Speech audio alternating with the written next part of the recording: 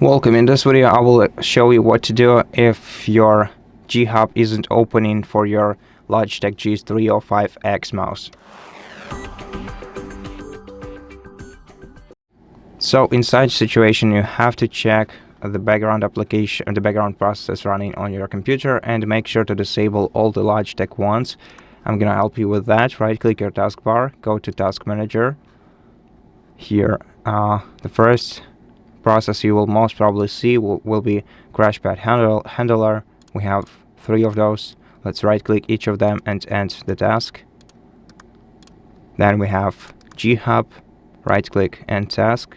G Hub agent, also end it. Updater and Logic Game Launcher. Okay, this must be it. Now we can close the task manager and try to reopen Logitech G Hub. And in case it's not launching,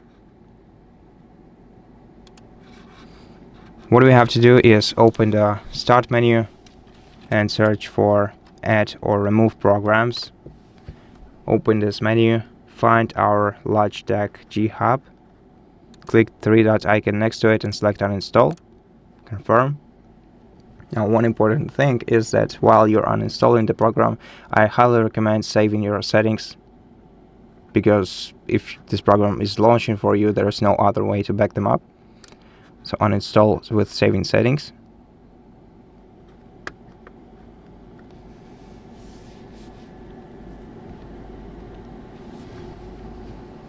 Wait for a moment.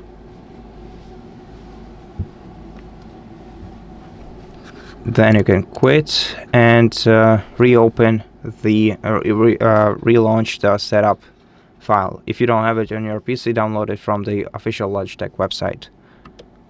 Okay, so here we have the LG Hub installer. Let's run this installer and simply click install. Wait until it's reinstalled.